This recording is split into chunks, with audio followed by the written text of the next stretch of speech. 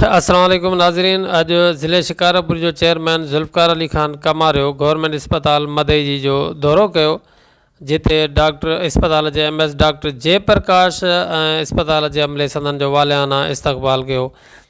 मां तव्हांखे ॿुधाईंदो हलां त अस्पताल जो MS डॉक्टर जयप्रकाश ज़िले जे चेयरमैन ज़ुल्फ़कार अली ख़ान कमारियो खे जेको पंहिंजे साथियुनि समेत हिते आयल हुयो त उनखे अस्पताल जे मुख़्तलिफ़ वार्डनि जो दौरो करायो।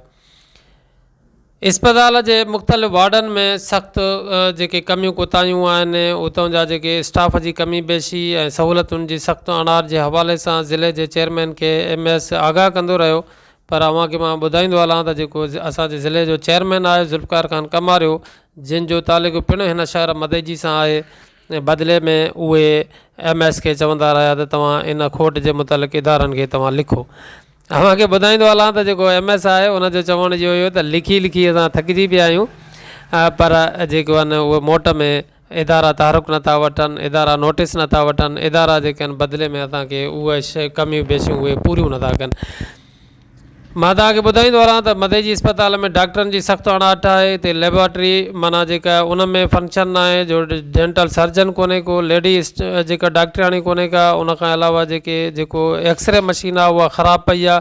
ऐं उन सां गॾोगॾु मां तव्हांखे ॿुधाईंदो हलां त जेके पाणीअ जी का बि सहूलियत कोन्हे का, ऐं अस्पताल में शदीद जेको सहूलियतुनि जी अणाट आहे। ऐं उन सां गॾोगॾु बुनियादी तौर ते जेके अस्पताल में जेके अमलो आहे, स्टाफ आहे, डॉक्टर आहिनि, MOs आहिनि, मेडिकल ऑफिसर हिकु बि कोन्हे को। नाइट जी शिफ्ट बि जेका अस्पताल जी उहा जेको आहे तो डिस्पेंसरनि जे हवाले हूंदी आहे।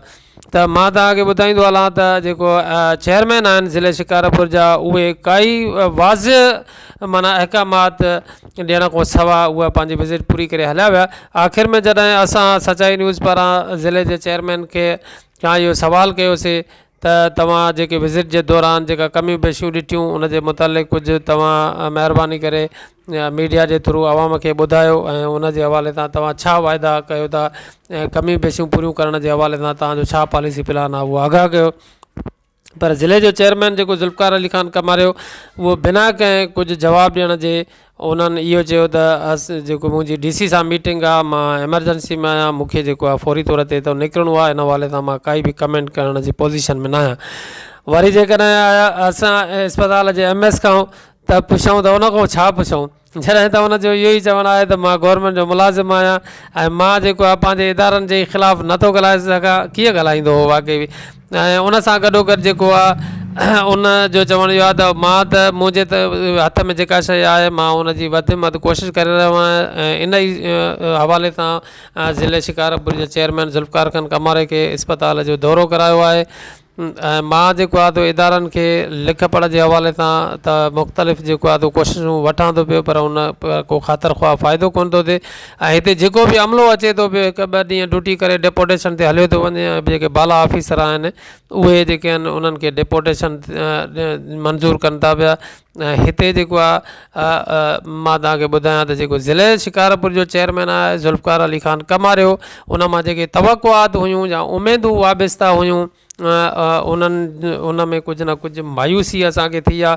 ऐं असां सम्झूं था पिया त जेको ज़िले शिकारपुर जो चेयरमैन आहे ज़ुल्फ़कार ख़ान कमारियो, जेको ख़ुदि हिन शहर सां तालुक़ु रखे थो, उनखे हिन अस्पताल जी मालिकी करणु घुरिजे। ऐं अस्पताल जे लाइ काफ़ी कुझु इक़दामात ऐं अहकामात जेके हुनजे हथ वस आहिनि उन्हनि खे करणु घुरिजनि, ऐं उहे पंहिंजे तरफ़ां पंहिंजा सोर्स ऐं पंहिंजा वसीला हलाए करे ऐं हिन अस्पताल खे वधि में वधि मुस्तहकम कनि। मां तव्हांखे ॿुधाईंदो हलां त जेको ज़ुल्फ़कार अली ख़ान कमारियो ज़िले जा चेयरमैन आहिनि, उन सां गॾु एजाज़ अली शाह मशवाणी ॿिया जेके आहिनि साथी गॾु हुया।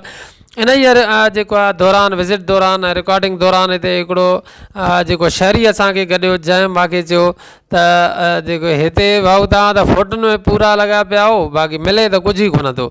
मूंखे ॾाढो अजीब लॻो। मां चयुमि त भाऊ ठीकु आहे, तव्हांखे छा मसइलो आहे, तव्हां पंहिंजो बयानु रिकॉर्ड करायो।